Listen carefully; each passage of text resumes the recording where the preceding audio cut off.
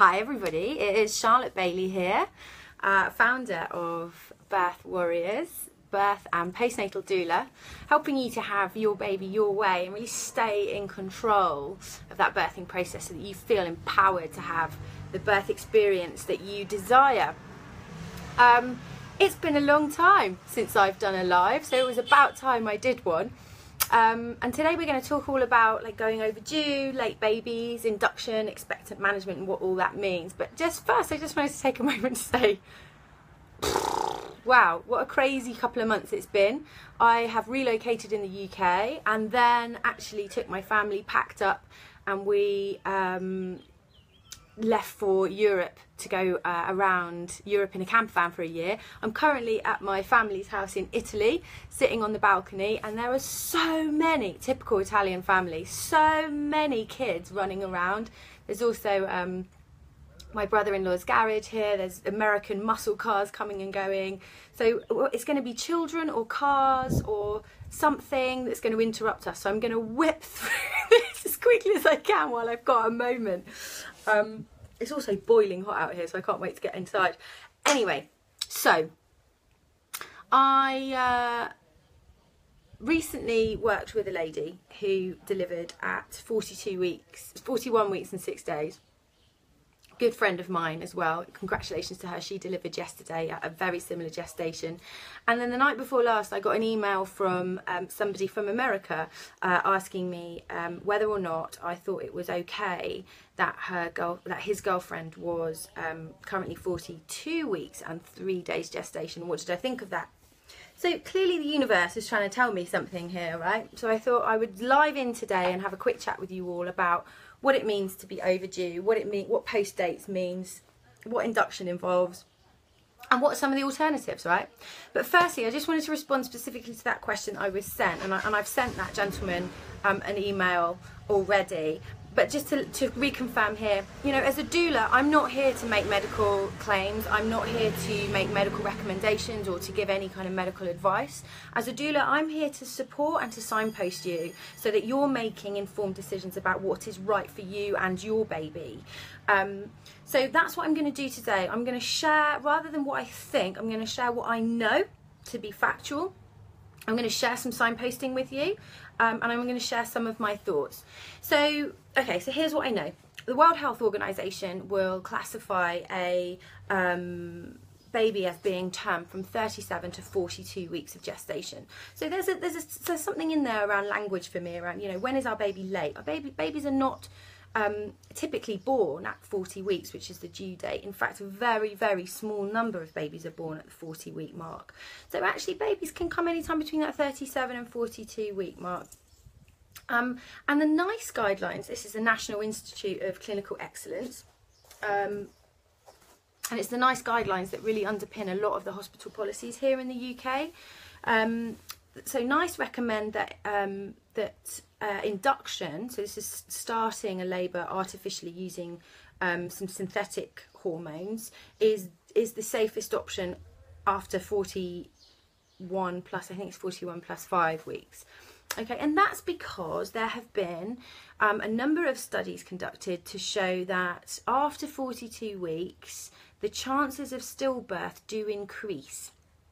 Now, there are two Cochrane reviews. Cochrane is the medical research organisation that gather up all of the different information that comes from all the different studies and crunch it right down so that they can make sense of it all, really, and they evaluate what is credible, what is reliable information, what needs to be excluded.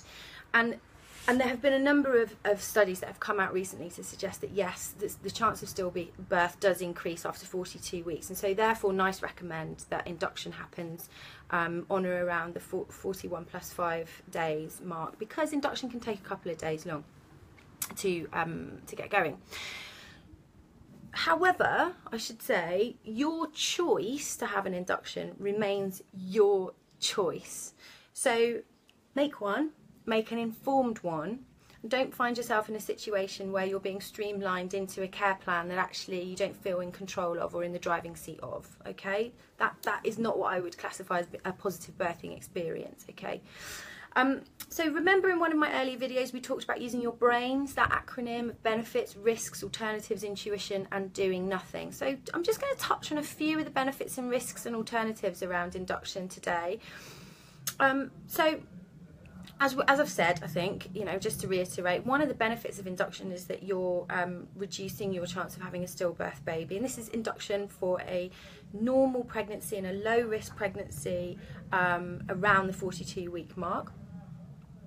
And the process usually starts with what they call a sweep, which is where a midwife or an obstetrician will insert their fingers into the vagina, find the cervix, if they can insert a finger into the cervix if it's opening, and then have a sort of sweep around to separate the membranes that the baby is contained within away from the cervix. And that releases some prostaglandins, and prostaglandins are a kind of hormone that's part of the way that labour starts. They may also insert a prostaglandin gel or a pessary that would stay in for a number of hours, and that's just inserted just behind the cervix. And again, that helps to soften and to ripen the cervix, helping it to open up. The next step would be to break your waters. So again, it's a vaginal examination, and then the midwife will insert, sort of looks like a very, very thin crochet hook, just inserts alongside their fingers, and it just nicks the membranes and the waters go. Now there are risks associated with that as well. The thinking, well, the theory is that the breaking the waters accelerates the release of natural prostaglandin, so it helps to bring labour on. It also helps to apply the baby's head onto the cervix a bit harder, which again accelerates the release of prostaglandins. But there is a chance of cord prolapse there. It's very small, but there is that chance. And also, depending on how long the induction process takes from that point, there is a chance of infection once those waters have been broken, because it's the waters and that enclosed sac that are really keeping the baby protected from infection. It's so noisy here, I don't even know if you can hear me. It's like bells and cars and shouting and all sorts of things. Anyway, after that, after the waters are broken, they may need to put up a syntocinon drip. So this is a synthetic version of oxytocin that's delivered by intravenous drip infusion over a period of hours, and the infusion is increased with time, and this helps to bring those contractions on. It helps to keep those contractions working effectively and regularly. However, it's not the same as your oxytocin building naturally, and so this can be quite uncomfortable for a lot of women. The contractions can feel that they come on very quickly, and they're quite intense very soon, so that your endorphins aren't given much of a chance to build up. And so an epidural is often recommended alongside a syntocinon drip. And there are benefits and risks to having an epidural. I'm not going to go into them right now, because that's kind of a video for another time. But there is an increased chance of having an instrumental delivery with an epidural, and that's with the help of forceps or ventouse. And then instrumental deliveries are associated with higher levels of perineal damage. Okay, so 2nd or 3rd degree tearing to the perineum. So that's basically what an induction looks like. Each hospital in the UK will recommend an induction with post dates at a slightly different time. Usually it's about 41 weeks and 5 days. So that baby's born before the 42-week mark, which is when the risk of increased stillbirth kind of takes hold. Does that make sense? But each hospital is slightly different, so that's worth discussing with your midwife and finding out what the protocol is at your hospital, if that's where you're delivering or that's where you're booked in at. Now the alternative would be to go into something called expectant management, and this is an option that many women do take. And this is just to await events and see if labour starts naturally.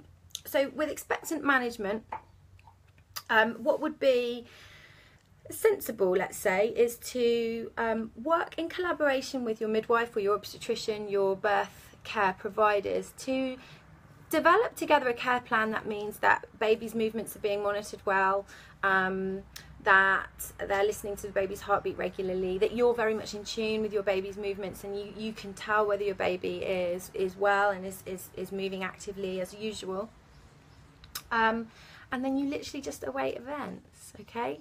So there are some natural ways of bringing on labour. I'm not sure if any of them are sort of medically evidenced, but you could have a look into some of those. They include things like having sex, which helps to stimulate oxytocin. Also, there are some prostaglandins contained within men's semen. So the thinking is that by bathing the cervix in semen, you're bathing the cervix in prostaglandins. I don't know, it's not really been evidenced, so you'll have to look into that yourself and see what you feel comfortable with.